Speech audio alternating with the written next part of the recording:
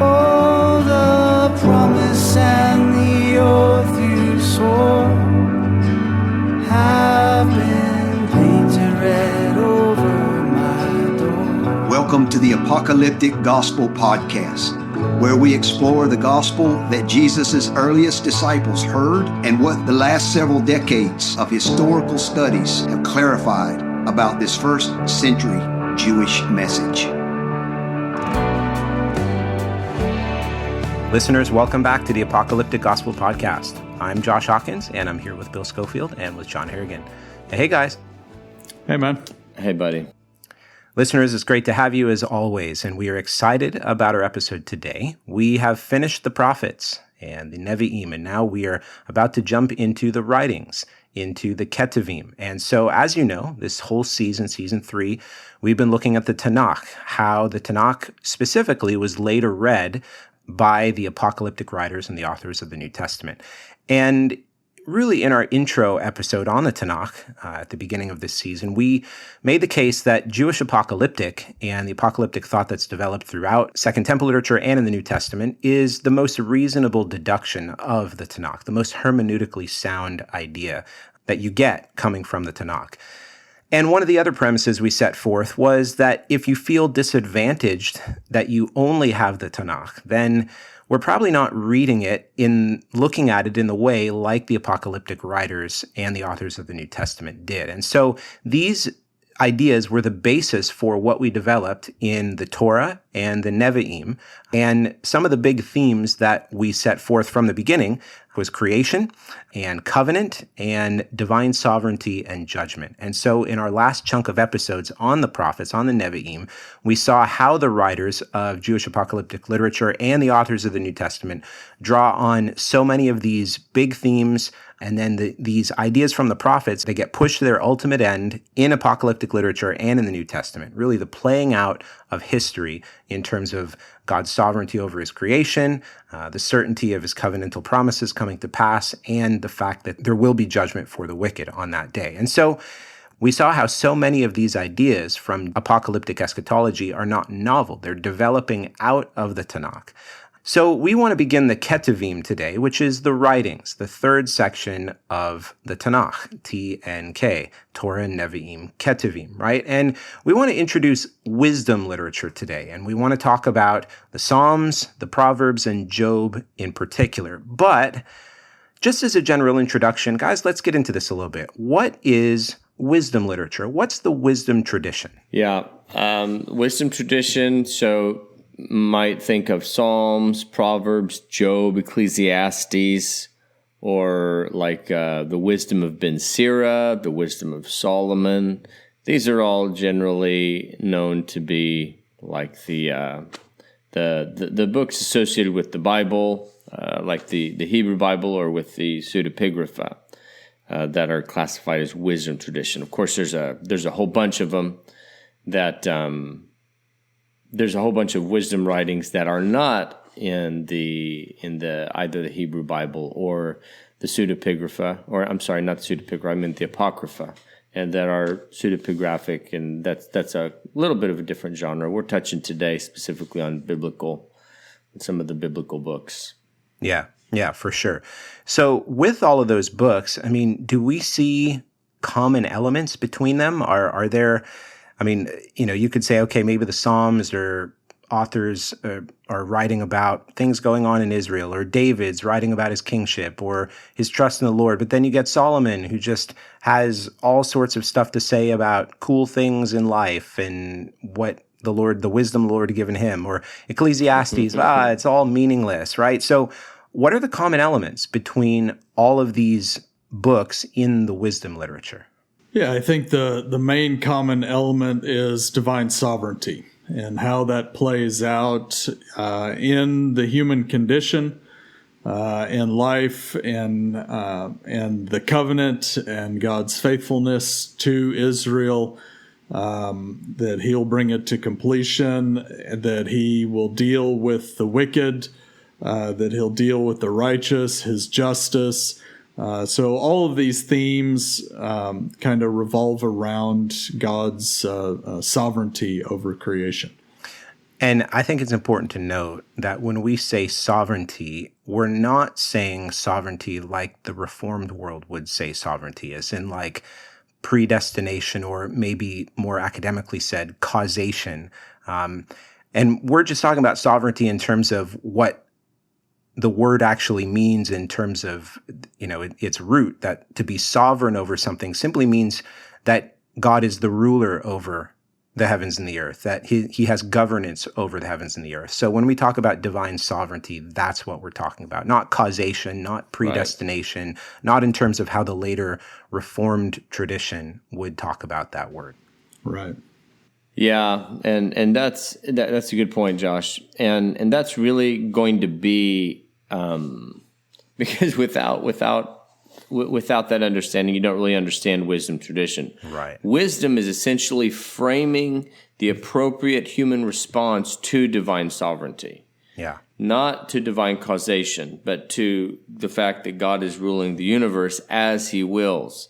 And so the response to divine sovereignty, the fear of the Lord and repentance, is essentially what makes up wisdom literature in the Jewish tradition. And it's communicated in a variety of different, formats. Proverbs and Psalms are a little bit different. Job is very different than the both of them. But you have a response to divine sovereignty, and you also have it portrayed as a divine. So that's a lot of times when it's personified, more like in Job. You have a response to personal divine sovereignty, a personal encounter with divine sovereignty, like in the story of Job, which may very well be a parable of something else. But what you have a lot in the Psalms is you have a response to divine covenant faithfulness or covenant maintenance. And so you're recognizing the sovereignty of God, not just how it plays out in the individual, but how it plays out in covenant history in terms of the nation of Israel.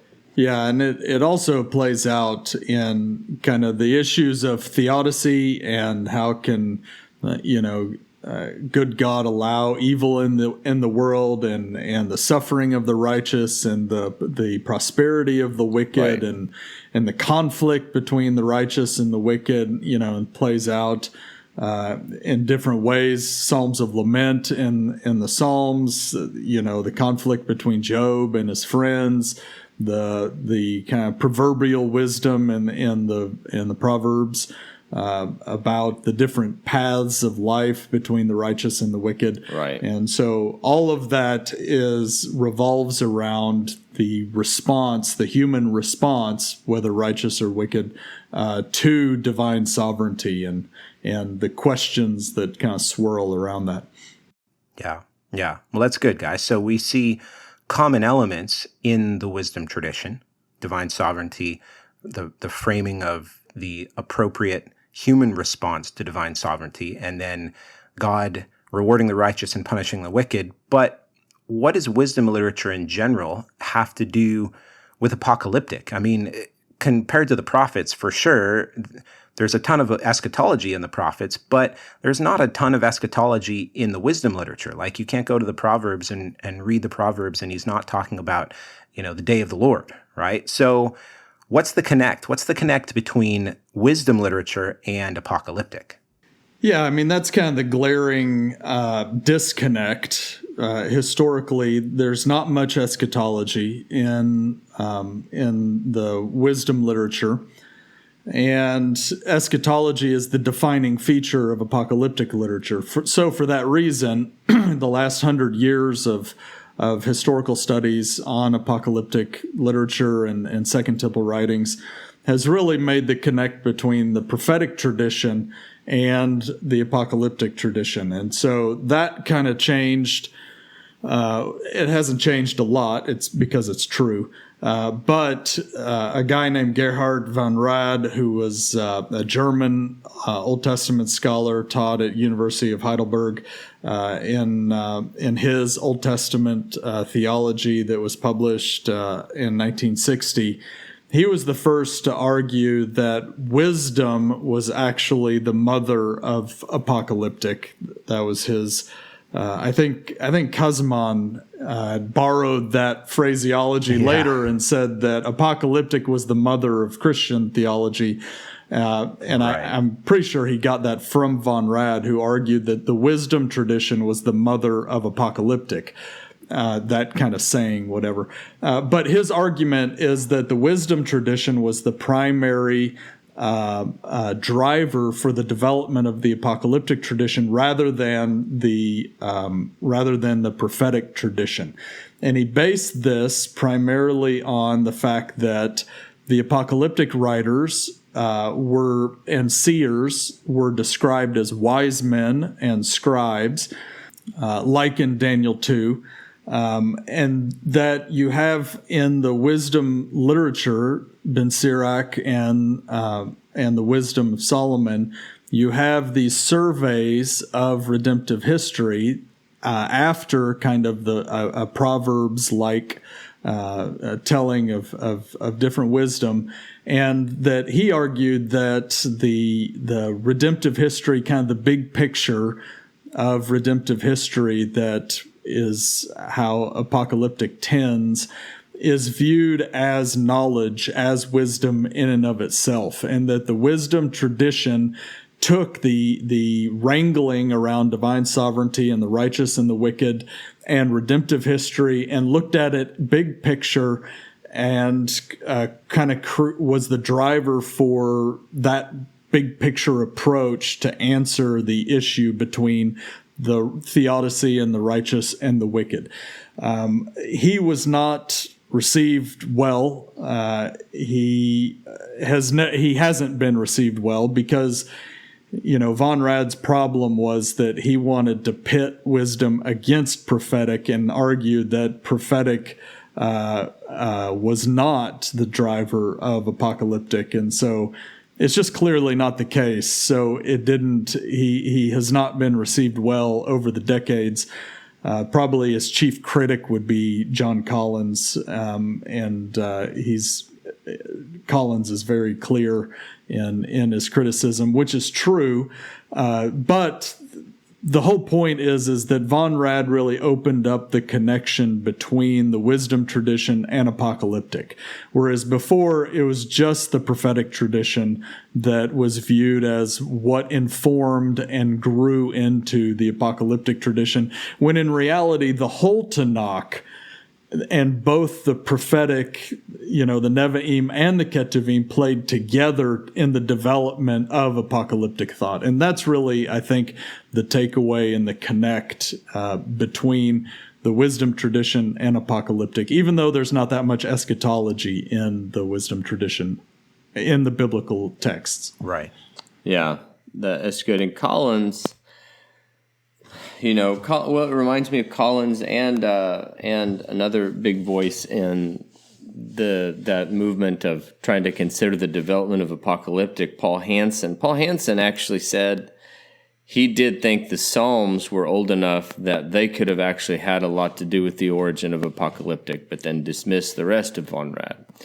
But Collins actually said something in his response in the Apocalyptic Imagination that I think is really helpful as we kind of look at the wisdom literature, because Collins, as John said, he really disagreed with Von Rad, yet he did concede, and this is a citation from Collins, the apocalypses do indeed present a kind of wisdom insofar as they first offer an understanding of the structure of the universe and of history, and second, they see right understanding as the precondition of right action. And so they do have this in common, that the apocalyptic literature tends to communicate history and creation and things like this. Understanding those things properly is a precondition for understanding how to respond to God. And so we do see that both in the apocalyptic literature, and that's a common thread in the wisdom literature. And so I think we're going to spend some time today talking about a little bit of interplay, because wisdom literature, as we highlighted before, really is going to highlight a lot of the questions of theodicy and the goodness of God when the righteous suffer. It's going to highlight a lot of questions of divine sovereignty and that ultimately the questions that arise out of the wisdom literature are the same, are assumed in a lot of the apocalyptic literature. And so we're going to see, as we dive into these three books in particular, just obviously in one episode, these are going to be in a very, brief kind of a survey, but we're going to see how the seedbed of kind of the questions that are raised essentially establishes a lot of what's assumed in the apocalyptic literature. Yeah. Well, let's get into that survey, guys. Let's start with the book of Psalms. And I think just like we've done with the prophets, we'll do a little bit of an intro and a summary of the book, of each of the books we're going to look at today, the Psalms, the Proverbs, and Job, before we get into how the apocalyptic themes in these are developed. So by way of the Psalms, first point I think that's important to note is that in our Bibles, the book of Job comes before the Psalms and the Proverbs. But in the Hebrew Bible, in the Tanakh, the Psalms is the first book in the Ketuvim. And so this is significant in the sense that it sets forth really so many foundational themes in wisdom literature. And I think when we approach the Psalms today, I think I've heard this said before, the Psalms are like comfort food to the soul, right? You think of Psalm 23 and you go, oh, the Lord is my shepherd. And, when you're having a bad day, you go to Psalm 23 and you open it up and you go, oh, he's leading me besides the quiet waters. And life is so good, right? Like this is how we have come to our modern understanding of the book of Psalms, at least here in the West and Western Christian understanding. And one of the guys that might have played into that is a name that we might have heard of before, Charles Spurgeon, right? His big, massive treasury of David, where oftentimes when we think of Charles Spurgeon, we think of a more personal application of the Psalms to the life of a believer. And we go, oh man, well, David had leadership skills and the Lord now is giving me leadership skills. And now here's how I should steward my leadership skills or whatever. I mean, all of those things. And not to say that that's wrong or sinful or evil, but that's not how the apocalyptic writers and the New Testament read the Psalms. So generally, if we're looking at just how the Psalms are organized into 5 different books with a ton of messianic and eschatological assumptions. Oftentimes in the past, the Psalms have been organized into praise psalms or Hallel psalms or lament psalms. Clearly, there are all those themes, but there's a lot more going on in the Psalms than a personal application to the life of a believer in discipleship in how we do today. And so with that said, guys, let's develop some of the apocalyptic themes from the book of Psalms. Yeah, I mean, the book of Psalms has a lot more material, a lot more eschatological material. And as David Mitchell will argue that the redaction of the book itself is eschatologically driven, the way that the book is put together. And so the Psalms become, much more of a seedbed for apocalyptic thought later on. And you can see, the organization of the Psalms, particularly in the introduction, the first 2 Psalms, where you have Psalm 1 laying out the delineation between the righteous and the wicked and the coming divine judgment. Verse 5, therefore the wicked will not stand in the judgment, nor the sinners in the congregation of the righteous. For the Lord knows the way of the righteous, but the way of the wicked will perish. And verse 4, the wicked are not so, but they're like chaff that the wind drives along, and chaff becomes a metaphor that, of course, you see at the beginning of the New Testament with John the Baptist describing the coming judgment. And then chapter 2 picks up that judgment and the messianic expectation associated with the day of the Lord and coming divine judgment. The Lord is going to establish a son of David on Zion at the judgment, and the Messiah will inherit the nations, and the nations will be punished by means of the Messiah. And so you get kind of the divine sovereignty and covenant faithfulness played out in the first 2 Psalms. And then a lot, through the Psalms, you get a lot of lament around the issue of theodicy and the wicked prospering and the righteous suffering. You get a lot of praise around God and His covenant faithfulness around the coming judgment. I think particularly in the later 90s Psalms, there's a lot of that.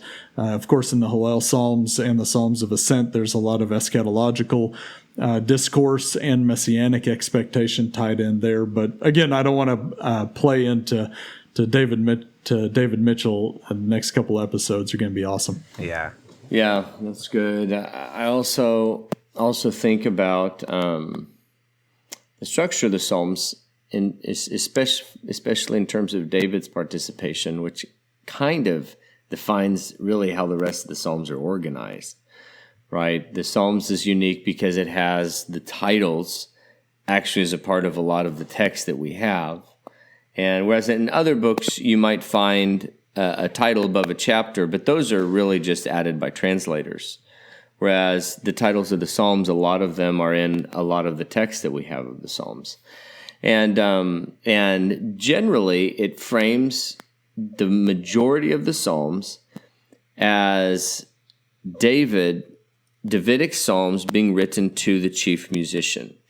And what's interesting about this is what it's framing the Psalm as. It's framing the Psalms not as, like Josh was saying, not as personal reflection.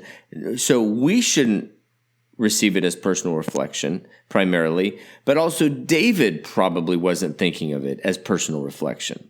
Because we have in the introduction when he's thinking about, that he is writing this on the occasion, like in chapter 18, when God gave him deliverance from all his enemies and from Saul.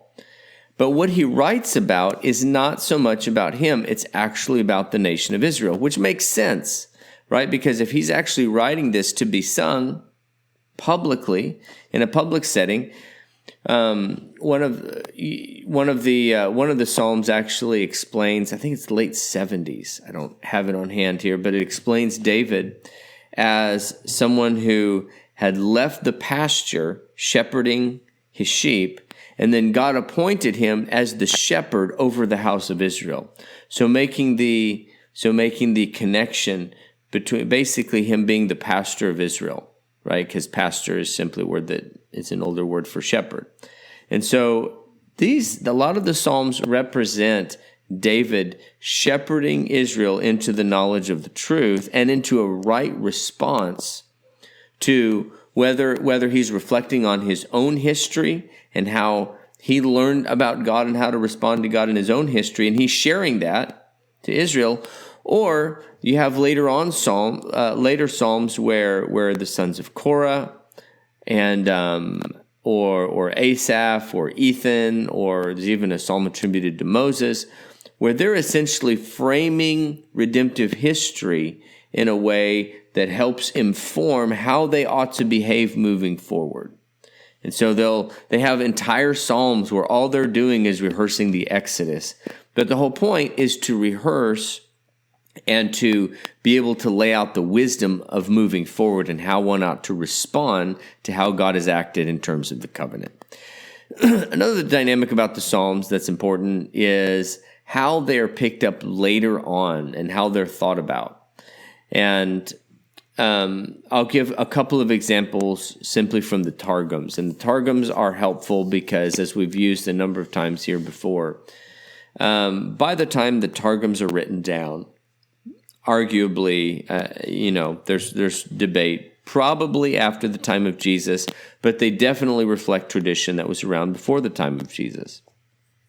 And so, like, there'll be phrases that are common in the Psalms. Like there's a phrase in Psalm 18, which I just mentioned a second ago: "My God brings me out of darkness into light." Darkness and light, that's a common theme. And so when he brings me out of darkness into light, what is he talking about? Well, in Psalm 18, he clarifies this. This is Psalm 18, verse 29 in Targum Psalms. "For you light the lamp of Israel that is extinguished in the exile." So one, it's the hope of redemption from exile. So, "For you are the Lord of the light of Israel. The Lord, my God, brings me out of darkness into light.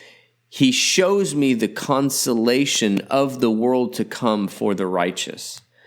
And so in this translation, the author of the translator of the Targums, because this is a translation, right? This is not a commentary.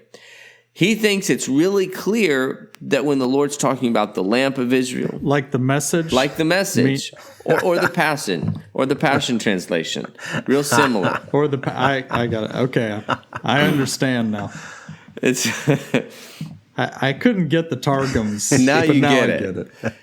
So they're simply saying this is what it's saying, and so they elaborate a little bit so that Targums are written in Aramaic, so that Aramaic speakers could understand and pick up the nuances. If only the message and the passion were apocalyptic. Then we'd be getting somewhere. So he shows me the consolation of the world to come for the righteous. This is essentially how they understand God bringing me out of darkness. God brings me into light as he's revealing the hope of the world to come. And then one more real quick, Psalm 27, very famous because it made it into a bunch of worship songs. I would have despaired unless I'd believed that I'd see the goodness of the Lord in the land of the living. So the Targum clarifies that it's that I would see the goodness of the Lord in the land of eternal life.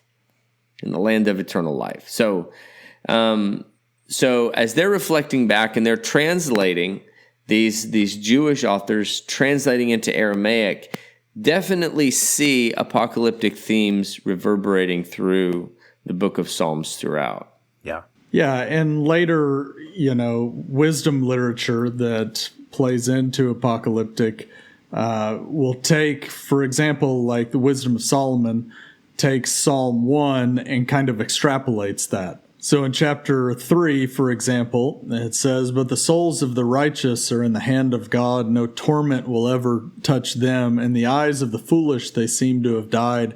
Their departure was thought to be a disaster. Their going from us to be their destruction. But they're at peace. For though in the sight of others they are punished, their hope is full of immortality. Having been disciplined a little in this age, they will receive great good because God tested them and found them worthy of himself." And then it goes on, "But the ungodly will be punished as their reasoning deserves. Those who disregarded the righteous and rebelled against God. For those who despise wisdom and instruction are miserable. Their hope is vain. Their labors are unprofitable.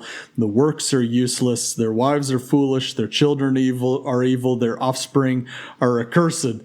And then it goes on to the judgment in chapter 5 and plays out this whole interchange that happens at the judgment between the righteous and the wicked. So Psalm 1 kind of gets expanded and extrapolated, and the whole dynamic between the righteous and the wicked is kind of pushed to its ultimate end in the sovereignty of God at the divine judgment. Yeah.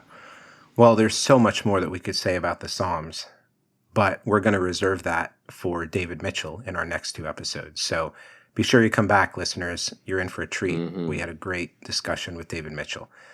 Well, guys, let's move on to the Proverbs, kind of another book here in the wisdom literature. And I think Proverbs are, like you get your little Gideon's Bible, your little 3-inch by 2-inch Gideon's Bible, that has the New Testament and Psalms and Proverbs in it, right? So that's obviously another familiar book to many people, the Proverbs. And so just as a brief summary of the book, kind of get an introduction in the first 9 chapters, where there's benefits of wisdom and all of the important things related to getting wisdom and why wisdom literature, well, overall wisdom is important.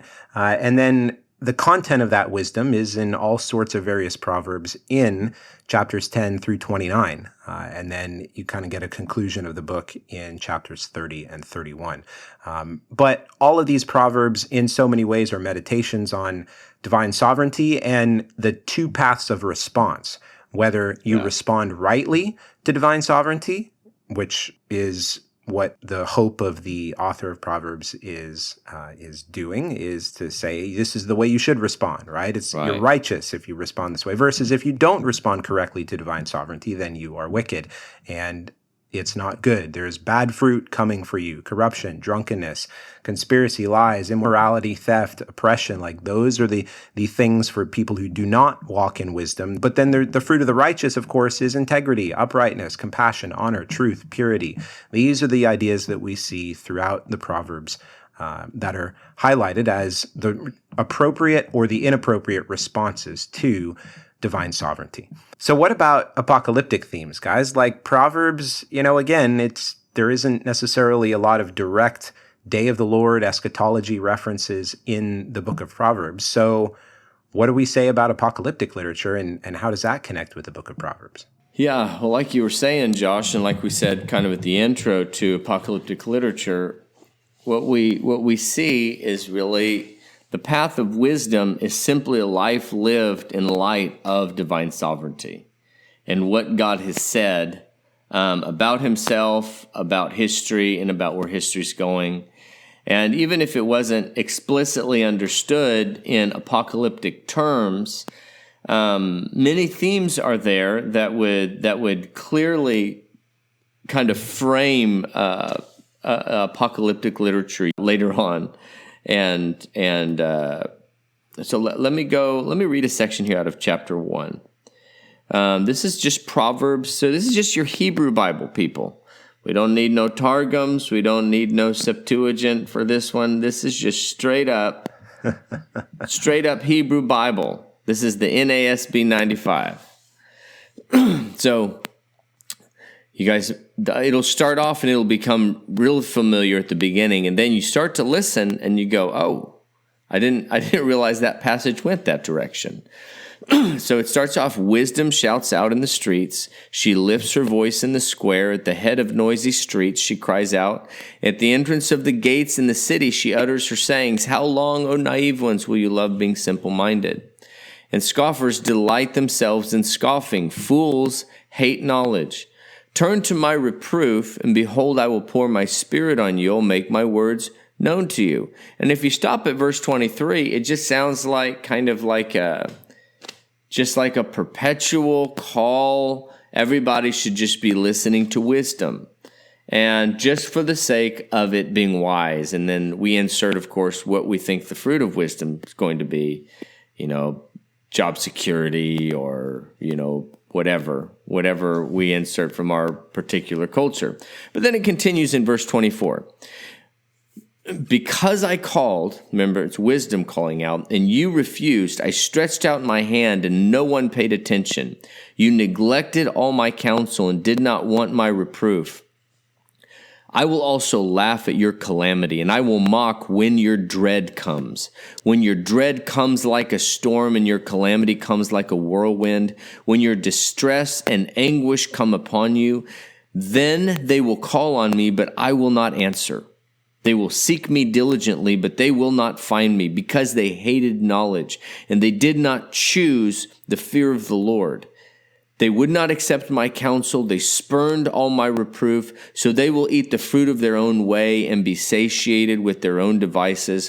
For the waywardness of the naive will kill them, and the complacency of fools will destroy them. But the one who listens to me will live securely and will be at ease from the dread of evil. So, you'll notice that transition to all the apocalyptic imagery. It's imagery that becomes really prominent in apocalyptic literature, right? There's a whirlwind and a storm, distress, anguish, calamity. So the whole framing of the introduction of the book of Proverbs is that you ought to listen and treasure wisdom because it gives you the fear of God before a day of calamity. Yeah. And so this is kind of how the whole thing is structured. And so you can definitely see how apocalypticism would pick up on this. Apocalyptic writers later would pick up on these two paths. The one that listens to wisdom and in the time of calamity, through the time of calamity, is at ease from the dread of evil, and the one who doesn't choose the fear of God, which is the voice of wisdom. And they experience the distress, anguish, calamity, and dread of the whirlwind that the Lord sends. So it's a lot more apocalyptic sounding than you might think when you think of reading a proverb a day. But you can see how this is going to go later on. where there's a clear delineation between the righteous and the wicked and their future based on how they live right now and how eventually it will lead. In a lot of passages in Proverbs, there is sort of like a hint that it's not just going to go on forever. There is going to be a final judgment. There's going to be a final recompense, and God actually giving justice and what's owed to each one in after the day of judgment. So anyways, that's there's a lot more of that in context to the book of Proverbs than we might think.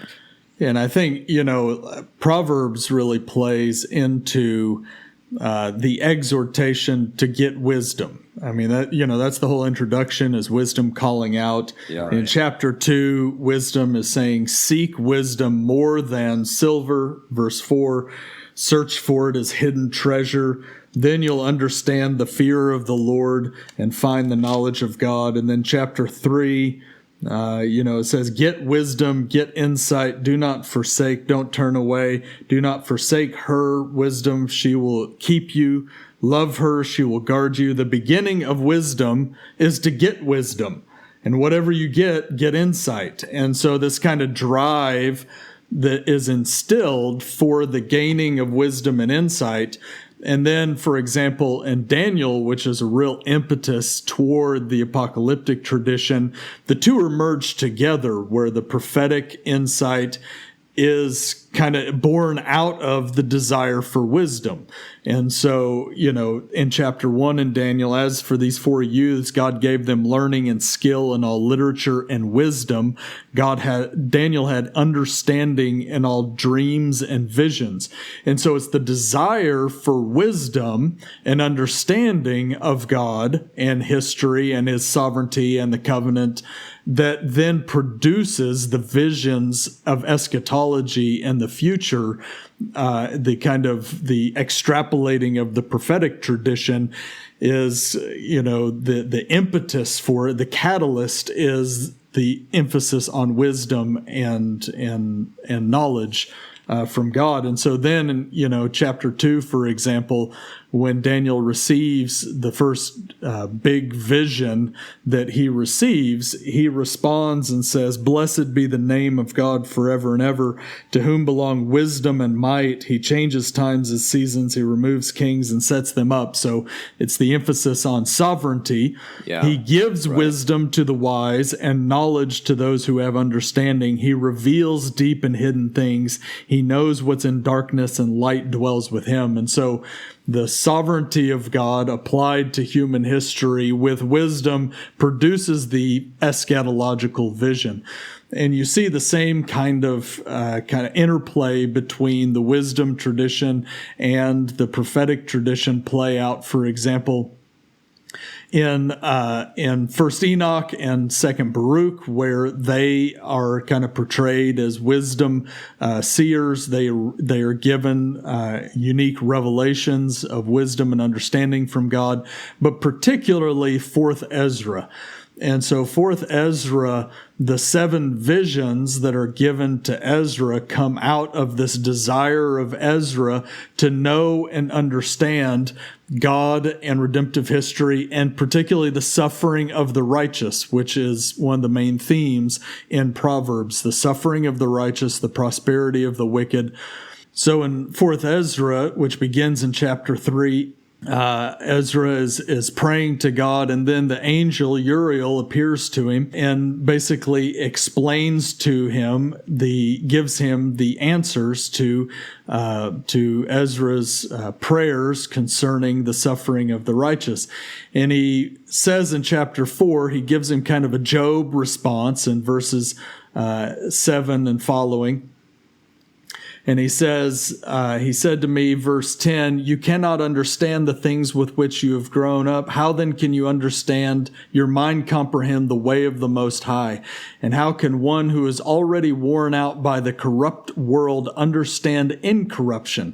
When I heard this, I fell on my face and said, "It would be better for us not to be here than to come here and live in ungodliness and to suffer and not understand why." And so the whole dynamic around 4th Ezra is that Ezra is in Babylon and he can't understand the suffering of the righteous, the prosperity of the wicked. He cries out to God. God sends an answer for Ezra to understand why all of this is happening. And the answer is the eschatological visions. So, for example, in Ezra in chapter 4, Ezra responds to the eschatological vision, the first one, and says, I beseech you, my Lord, why have I been endowed with the power of understanding? For I did not wish to inquire about the ways above, but about those things which we daily experience, which is kind of the Proverbs, just kind of daily, the paths of the righteous and the wicked and how that play out. And he says, why Israel has been given over to the Gentiles as a reproach, why the people whom you love have been given to godless tribes, and the law of our fathers has been made to no effect, and the written covenants no longer exist. And why we pass from the world like locusts, our lives are like a mist, and why we're not worthy to obtain mystery. And so then the angel responds and says, if you are alive, you will see, and if you live long, you will often marvel, because the age is hastening swiftly to its end. For it will not be able to bring the things that have been promised to the righteous in their appointed times, because this age is full of sadness and infirmities. For the evil about which you ask me has been shown, but the harvest of it has not yet come. If therefore that which has been sown is not reaped, we'll conclude with verse 27. For it will not be able to bring the things that have been promised to the righteous to their appointed times, because this age is full of sadness and infirmities. So the answer of the angel is that this age is full of sadness and infirmity. It can't be fixed, and the sovereignty of God can't be resolved in the issue of the righteous and the wicked in this age. It has to be completed swiftly to the end. And the end is the way that you cope. The end is the discipleship mechanism by which you cope and deal with the oppression of the wicked, the unfulfilled promises of the covenant and the future.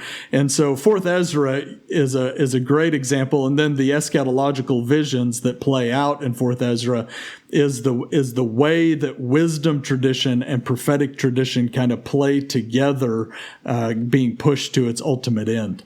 Yeah. That's really important to see that, John, because I think even now, as we begin to look at the book of Job, we're going to see something real similar with the interplay between divine sovereignty and the suffering of the righteous. But let's just wrap up today's episode, guys, with a quick look at Job here. I think by way of introduction, or just by way of a summary of the book, you get a little bit of the introduction of who Job is and his situation and what's happening in the first couple of chapters.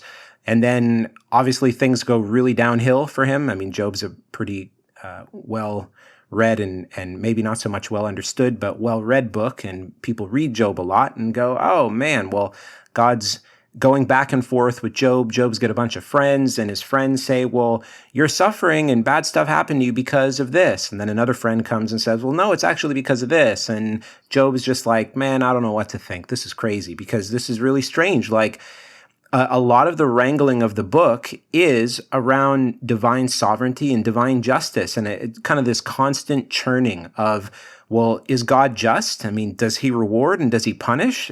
I mean, but what's the deal? I'm righteous, Job is saying. So is God punishing me? And you know, the book will conclude really with some going back and forth between God and Job, and then Job eventually repenting.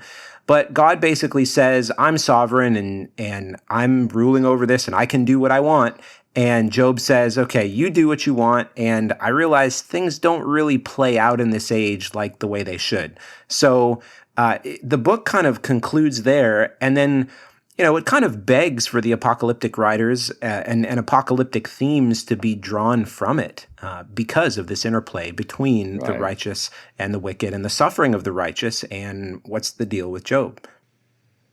Yeah, it's a good point. And I think John's reference to, he read that last little part of 4 Ezra chapter 4, that becomes really helpful, because you realize, like, that is that is, on one hand, that is kind of that's the conclusion to the book of Job, is that this age is not only not adequate for God's justice to be vindicated in terms of the recompense for the righteous and the wicked, but this age is not sufficient. It's inadequate to actually have an actual to have an appropriate expression of where God's sovereignty is going.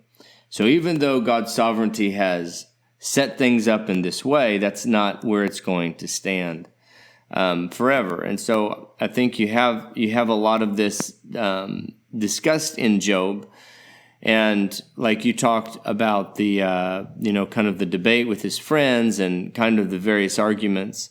Job is a little bit odd to me. It's a little bit like Song of Solomon and Jonah and a couple others where there's not explicit reference to the covenant. And so you got to wonder, like, what is going on here?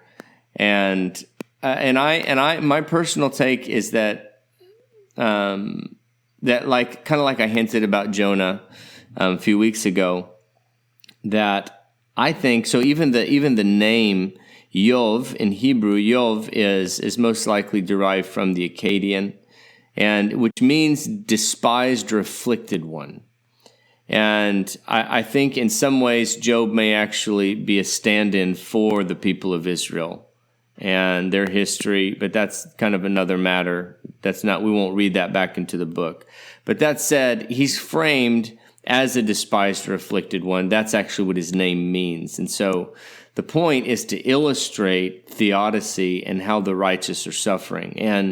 And the conclusion of the book is that wisdom triumphs, because the whole debate is why is righteous Job suffering? And the debate with his friends is a back and forth about how to frame the world and how it functions in context to God's sovereignty, or in context to what we call theodicy, which is resolving the problem of evil with a righteous and just God. So the last two chapters of the book really expose the folly of, on one hand, Job, but real specifically Job's friends and their way of viewing what's going on with Job. Because like Josh was saying, their arguments are essentially responding to divine sovereignty. They're basically arguing that divine sovereignty and the divine will should always have a full expression in the present age. And so, like, Job, something's wrong, man. Like, right. I must be a lot more righteous than you because God's not doing to me what he's doing to you. So you need to just search your heart a little bit more, bro.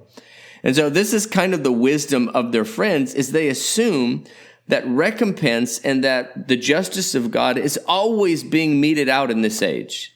Yep. And this is what gets overturned, like at the start of chapter 42, where the Lord says, I'm very angry with your friends. They have not spoken what is right. You need to set your friends straight because I'm not pleased with what they've said. But this is kind of how it goes. And then the wisdom that gets vindicated at the end is God revealing creation to Job, essentially, and his sovereignty over creation, and then saying that's all you need to know to respond correctly and humbly when these things happen, Job. And so this becomes the answer, and then Job humbles himself, and God vindicates him after this response. Yeah, and I think that's really the punchline of Job, is that the book ends with the question of the suffering of the righteous, which I agree, Bill. Like, why is the book included when there's no reference to Israel or the covenant? Right. Why would it be canonized, after the exile, other than it is an individual representation of Israel's suffering? So I totally agree. But in the book itself, it's a question of the suffering of the righteous and an explanation of it. And the punchline of the book of Job is that divine sovereignty expressed in creation is the justification. Yep. Yeah. And as much explanation as you have. The apocalyptic tradition shifts that and says the punchline is that divine sovereignty expressed in eschatology is the justification and explanation. Of course, the two are tied together, that eschatology is a restoration of creation or protology, but Job just really has creation as the expression of divine sovereignty as the justification. And it's left there hanging. It doesn't really answer like what it's unto, but and that's why the book is just awkward, because there's no the punchline doesn't really scratch the itch. I mean, I don't want to be blasphemous or whatever, but it doesn't, like, you finish Job and it's just kind of like, oh, because I am. And that's why Job went through all that suffering. There's no language of the two ages to really kind of give context or answer, which then, the apocalyptic tradition really adds that in.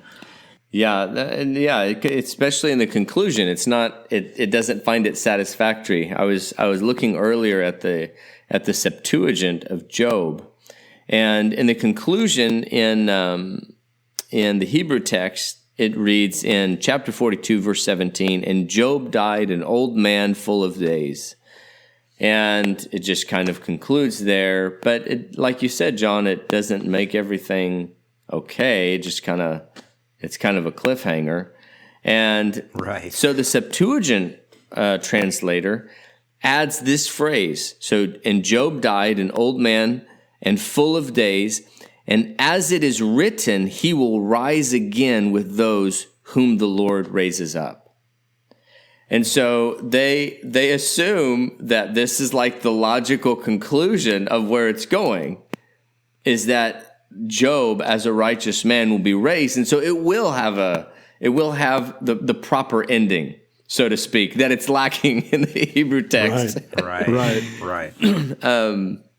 Another famous one in another well-cited passage because of "I know my Redeemer lives, and on the last I will, my eyes will see him," and everything. In Job 19, verse 26 makes a reference to his skin being destroyed in the Septuagint. Not only says destroyed, but then says, "and his skin will be raised," also inserting their concepts of the resurrection.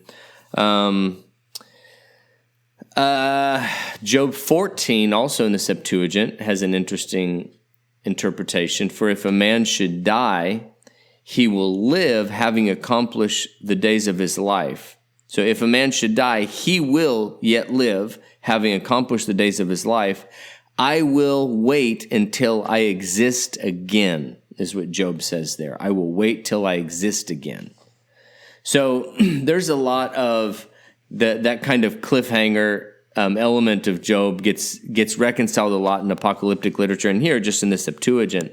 Yeah, I mean that's even the Septuagint, right? Like that. This isn't necessarily like after the time of Jesus or anything. This is a couple hundred years before the time of Jesus, which just goes to show you what they were thinking about related to these apocalyptic themes. Yeah, because that really is, like John said, it's the punchline of Job, is that divine sovereignty is not adequately carried out in this age because of the issue of God's justice and God's love. And so it doesn't have a proper conclusion. And so to project that conclusion into the future, I mean, this is what apocalyptic literature is. You project the conclusion into the future. And so we shouldn't be surprised if people saw this in Job and felt the need to fill in the blanks.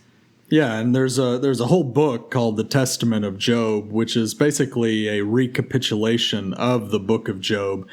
It's late Second Temple period, sometime, 1st century BC, 1st century AD, but in that time, before the destruction of the temple. And you really have kind of the eschatological piece added. And the emphasis in the Testament of Job is on Job's patience in light of the eschatological conclusion, which I think, you get that same language in the Testament of Job is picked up in the New Testament, like in James 5, where James exhorts, "Be patient, therefore, brothers, until the coming of the Lord. Establish your hearts, the coming of the Lord's at hand." He says, as an example, verse 10, James 5:10, "As an example of suffering and patience, brothers, take the prophets who spoke in the name of the Lord. Behold, we consider those blessed who remained steadfast. You have heard of the steadfastness of Job, and you have seen the purpose of the Lord, how the Lord is compassionate and merciful." And so the apocalyptic tradition and the New Testament views Job in light of his eschatological conclusion, and the purpose is, again, for discipleship, to view your life in relation to divine sovereignty and how that's going to conclude in the end at the day of the Lord and in the judgment. Yeah, amen. Well, great stuff, guys. We definitely have much more to say about the wisdom tradition, about books in the Ketuvim, in the Tanakh, but especially next week, we want to dive into the book of Psalms with David Mitchell. As we've mentioned before, David sets forth what he calls an eschatological program, and he sees the redaction of the Psalms as laying forth overview of and a projecting forward of Israel's eschatology as developed even in the prophets, and then later on in apocalyptic tradition. So we're going to get into that with David Mitchell next week. And until then, we hope this has been beneficial and encouraging to you. And join us again next time. So thanks for listening to the Apocalyptic Gospel Podcast. God bless and Maranatha. Maranatha. Maranatha. Thanks for listening to the Apocalyptic Gospel Podcast. For more, visit us on our website at apocalypticgospel.com and follow us on Twitter at Apocalyptic Gospel.